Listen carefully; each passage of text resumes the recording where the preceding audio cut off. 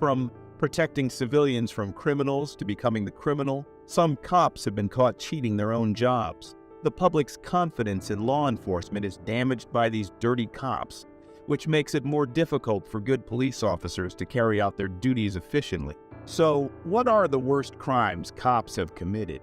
Get ready to be shocked after finding out what these dirty cops have done. First, let's discuss the story of Rafael Antonio Perez. Rafael was given a job of protecting the public by lawfully dismantling gangs. Instead, he and numerous other officers from the Rampart division of the Los Angeles Police Department conned gang members out of drugs and cash, while also stealing and manipulating police evidence.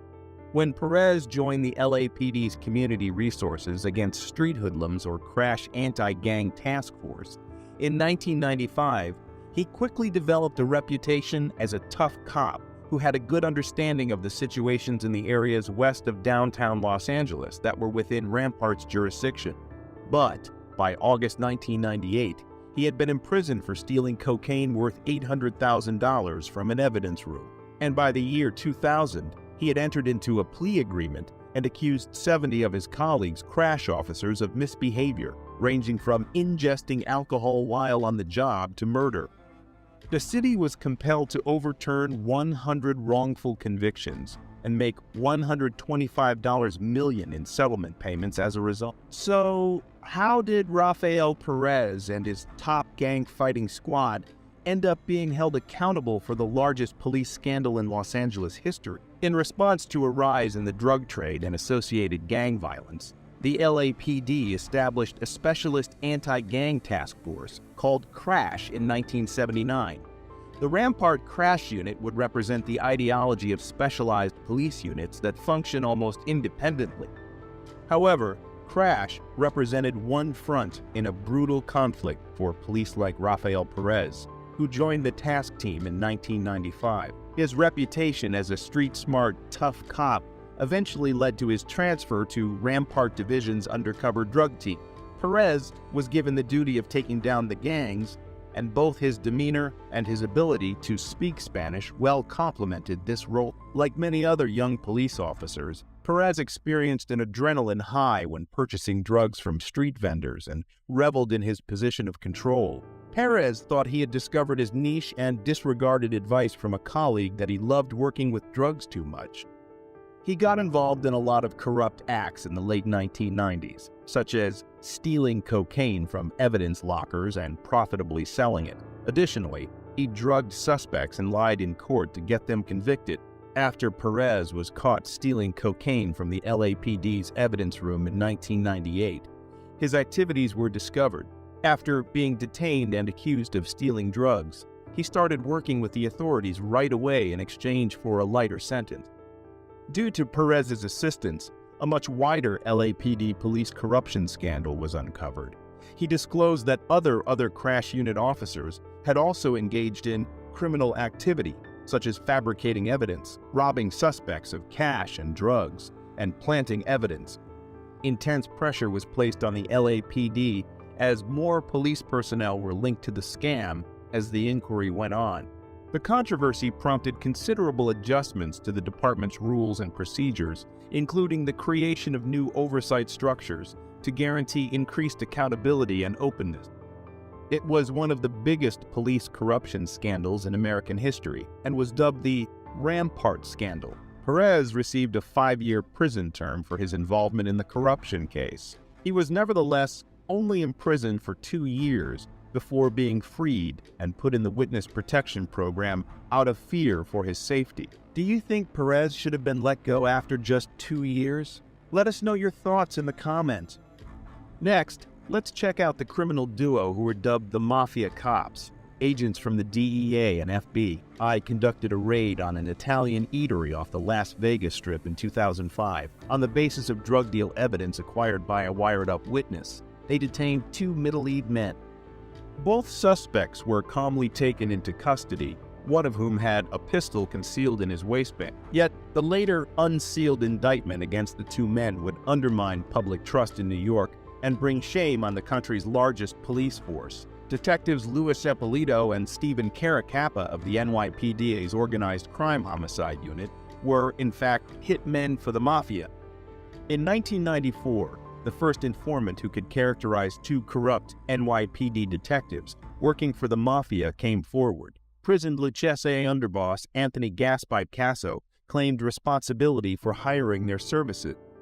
After being apprehended in 1993 after being on the run, Casso made an effort to negotiate a plea agreement by naming people and claimed that Caracappa and Eppolito were his crystal ball for handling informants, rivals, and potential arrests.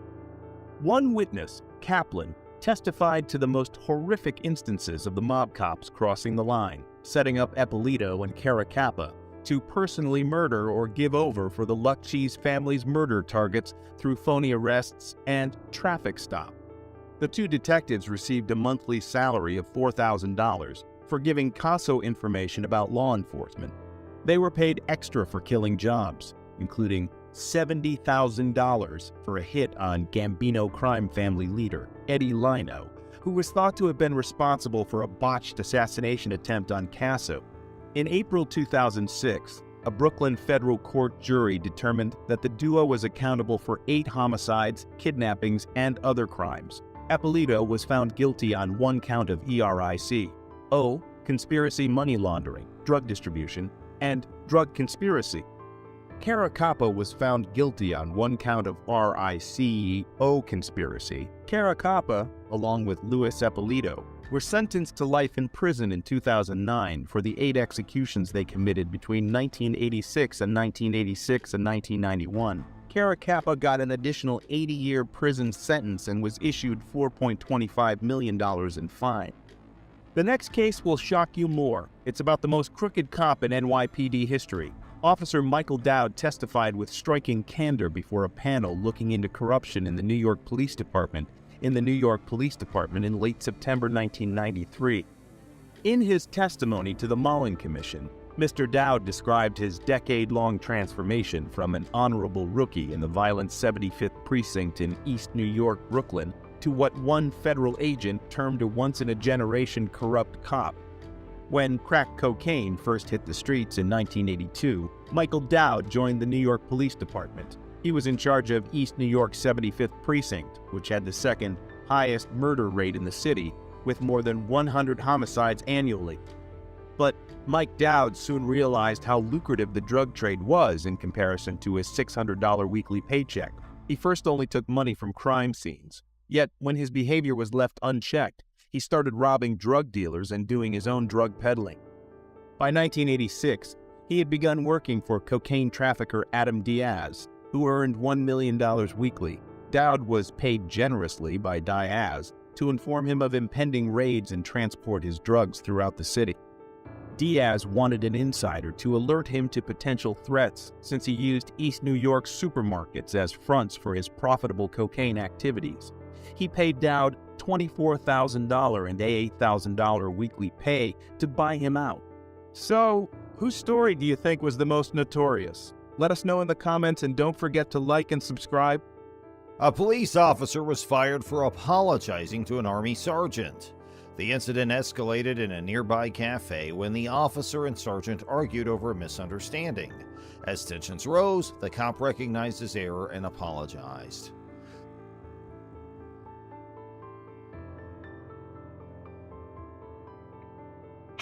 Hello. Hey.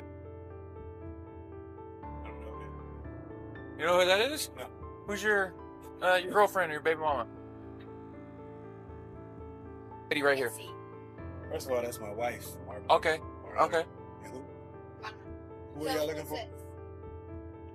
The apology was his downfall, as the cops cited a policy violation for expressing weakness.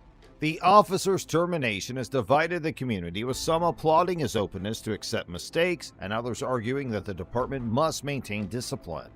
The event illustrates the delicate balance between law enforcement responsibility and expectations. Investigate. Right there. 9 years, U.S. Army. Now, what's the problem? Okay. What's your first name? I don't have to identify myself to you, do I? Am I under investigation? You want to tell me what's going on? Can you confirm the address? No, she can't come out there. Y'all need to tell me what's going on. This is my house. Don't. Copy. They're advising that this is not the right address. All Alright, ma'am, what? Ma'am? Y'all violating my rights right now. Actually, we're not, dude. Yes, you are, because No, you're we're not not. telling me. No, Okay, it is. okay. I said it to you. Listen to me, dude. We're not violating your rights. You are. How? Because Which right? Which civil right are we violating? Why are you raising your We're voice? not violating Why are you raising anything, his voice? okay? Why is he raising So his we voice? are here on Are you a threatening welfare me? check. An urgent call from the local medical center about a poisoning incident disturbed the solemn atmosphere at the police department on May 10th, 2020. The officers rushed to the scene, their expressions furrowed with concern. The medical institution received a frightened patient with symptoms of purposeful poisoning. The detectives and medical professionals methodically gathered evidence to solve the case. They remained concentrated as the situation grew severe, reflecting their dedication to finding the truth. The tragedy highlighted the community's issues and law enforcement's vital role in protecting the people of the city. What's his problem? Okay. Nah, I need your badge numbers. I'm sorry. That's fine. I'll I'm give sorry. you my badge number. But so the reason we're here is to Now make you're sure telling me the somebody reason is after you okay. told me to eat it. So you told me to eat it, right? Marler? I messed up. I apologize. Now that you on film, you messed up. So you you, did you report. haven't violated any of my No. rights. No, the sir. first thing you said to me coming here was, So, is sir. that my baby mama or my girlfriend? Sir, Then he so started we raising were his called voice to at call me. from North Bay. Pause. I need your name and your badge number. Officer Conma, 107. Thank you. I need your name and your badge Officer number. Marler 102. And she's at my window. I told you not to go to my window. Close the blinds. Do you have a 14-year-old son? Close the blinds. Hold on, sir. Close the blinds. Sir, do you have a 14-year-old son? Close the blinds. Tiffany Canoma and Cody Marler responded to a distress call at Army Sergeant Sarah Hawkins' home. Arriving at the scene, they found a well-kept suburban home with tension. Alarming neighbors reported loud noises and conversations. As they neared the front door, they glanced around, mentally preparing for anything. Sergeant Hawkins gingerly opened the door, her look a mix of apprehension and relief. The cops introduced themselves and promised to assist and protect her. They found strewn items and emotional disturbance within. Canoma and Marler calmly explained the matter to the sergeant with empathy. The presence and competence gave Sergeant Hawkins a sense of security. Marler. Got my I served property. as well. Marler. I don't give. You were probably a piece. If you served and you telling Okay. people to eat, you probably was a piece. All right. You can get out of here. That's what you can do, Marler. You Okay. Let me explain, because we may have said been. you told me to eat it. Can I explain to you? The conversation revealed that their quick response had diffused a potentially developing scenario, emphasizing the importance of law enforcement in maintaining community peace. As cops yelled at Sergeant Hawkins, the precinct was tense. Raised voices and colorful language broke the customary decorum as the precinct walls seemed to absorb the intense argument. Officer Marler, who violated department regulations, was the focus of this verbal altercation. Faye and our dispatch. So we got a call that we need to. Okay, a 3-year-old was brought into the hospital because she ingested nail polish remover. Okay, We don't know anything about Okay. any of that. and that is absolutely fine. So this I just got a know, little out of hand. But you don't come to somebody's house and say, "Is that your baby mama or your girlfriend?" You Right, know, and like, I completely understand You're that. supposed to be It was professional. I'm trying my best to be and if professional. you're doing fine. But that Okay. guy, I don't know what side of the bed he woke up on. Had him Put sent yourself away. in my shoes. 2 cops knock on your door. Boom, boom, boom. I'm in there having a good time with my wife Okay. of 5 years. Marler was chastised by Sergeant Hawkins, known for the strict discipline, for his unprofessional language and behavior. This incident revealed a wide rift between the seasoned officer and his colleagues, showing how a law enforcement unit's values and expectations clash. The precinct was forever changed by the incident, which stressed the need for following departmental procedures and remaining professional even in stressful times. Officer Marler has apologized for his recent behavior, which gained public notice and sparked concerns. So Y'all want me to quote what statute you guys are violating? I'm not one of those people, but I'm pretty sure I can go on Google and see if we this have is every legal right what to be you here did. to check on somebody, and you have the right to Google us and make sure. So you have Okay. the right to be here and check on somebody, right? Yes, Did I have to come out my door? you did not. We needed to come Exactly. check. The formal statement apologized for any discomfort and pledged to uphold law enforcement's highest standards. The government soon issued a statement recognizing the occurrence. The statement stressed the necessity of following a stringent code of conduct and their commitment to ethics and professionalism. It also informed the public that internal measures will be implemented to resolve the issue and prevent repeat accidents. This reinforces the department's commitment to building trust and respect between officers and the community they serve by emphasizing law enforcement transparency and accountability. Loveland Police's wrongful arrest of Karen Gardner has outraged the community and beyond. On June 26, 2020, cops apprehended and confined 73-year-old dementia patient Garner for trying to exit a Walmart without paying $13.88. The officer's wrist lock and shoulder pressure caused Garner to dislocate her shoulder, break her arm, and other injuries. Later publication of body camera footage fueled public fury. The incident emphasizes the necessity for law enforcement mental health training and awareness. The Loveland Police Department was criticized for its response, prompting calls for accountability and reform. 73-year-old Garner, whose dementia affected her memory, was confused in Walmart's fluorescent aisles. She stumbled toward the exit with a few unpaid things, her wrinkled brows showing her diminishing awareness. The store security guards gently intercepted Gardner, seeing the weakness in her eyes. An understanding staffer guided her back to the checkout amid the chaos. Gardner's brief attempt to disappear revealed her dementia and the difficulty memory loss causes. Officer Austin Hopp responded quickly to the emergency call. He fought Gardner and restrained her with determination. Hopp used controlled power and professional urgency to control the issue. The intense interaction highlighted law enforcement's challenges in preserving public safety in complex and possibly dangerous situations. Before that, you tried to steal from Walmart, and they caught you and took the stuff back.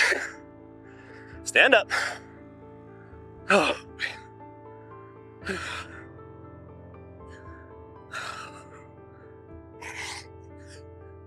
I'm not going. Why are you fighting with me? And why are you trying to slip the cuffs off? I'm going home.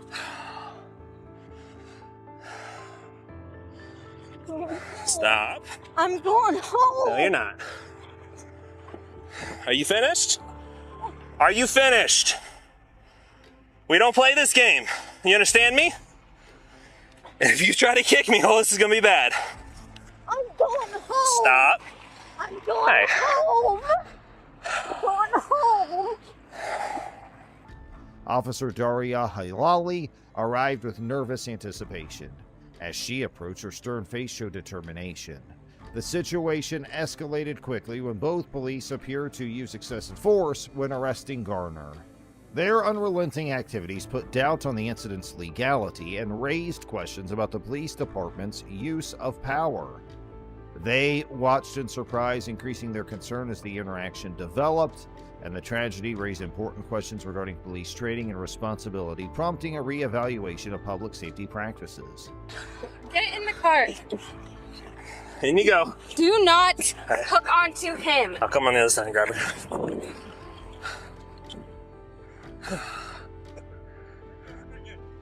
What's that? Where is your sergeant? Huh? Who's my sergeant? Yeah. Okay, well, first, I can tell you that. Sergeant Metzler, he's at the police department. You can go talk to him if you have an issue. Yeah, give me your car so I can put a report. Okay. I see you there, how you throw the little kid. Little kid? Well, I don't know. He's not a little kid. And this is what happened. He was just walking, and I see you how you grab him. Stole from Walmart. Officers ignored mental health regulations when treating Gardner.